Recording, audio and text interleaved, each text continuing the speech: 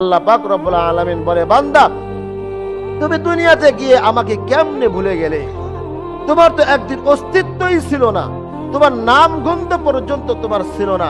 আমি আল্লাহ তোমাকে একটা ঠিকানা দিয়েছি, তোমাকে একটা নাম দিয়েছি, জিসম দিয়েছি। এই দুনিয়াতে এসে তুমি আমাকে কেমনে ভুলে গেলে বান্দা? যেই তুমি, তোমার কোনো নাম গন্ধই ছিল না, মানুষ চিনতেই পারতো না। আমি আল্লাহ তোমাকে দুনিয়াতে পাঠাইলাম, দুনিয়াতে আসার পর কেমনে আমাকে ভুলে গেলে বান্দা? তুমি মায়ের রেহেমের মধ্যে ছিলে, পেটের মধ্যে ছিলে, সেখানে তোমার খোঁজ খবর নেওয়ার মতো কোনো মানুষ ছিল না আমি আল্লাহ ছাড়া। মায়ের রেহেমের মধ্যে তুমি ছিলে, তোমার খাবারের খোঁজ খবর, ভালো আছো না মন্দ আছো এই খবর নেওয়ার কেউ ছিল না। আমি আল্লাহ ওখান থেকে তোমাকে রিজিক দিয়েছি, তোমাকে দেখভাল করেছি, তোমাকে দুনিয়াতে পাঠাইলাম।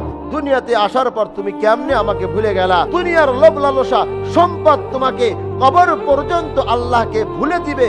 আমি আপনার যে রাস্তায় দৌড় পাড়তেছি, আমি আপনার যে রাস্তায় পা দিয়েছি, এই রাস্তায় যদি আমি আপনার দৌড় দিতেই থাকি, মরণ পর্যন্ত এই রাস্তা থেকে বের হতে পারবো না যদি চেষ্টা না করি।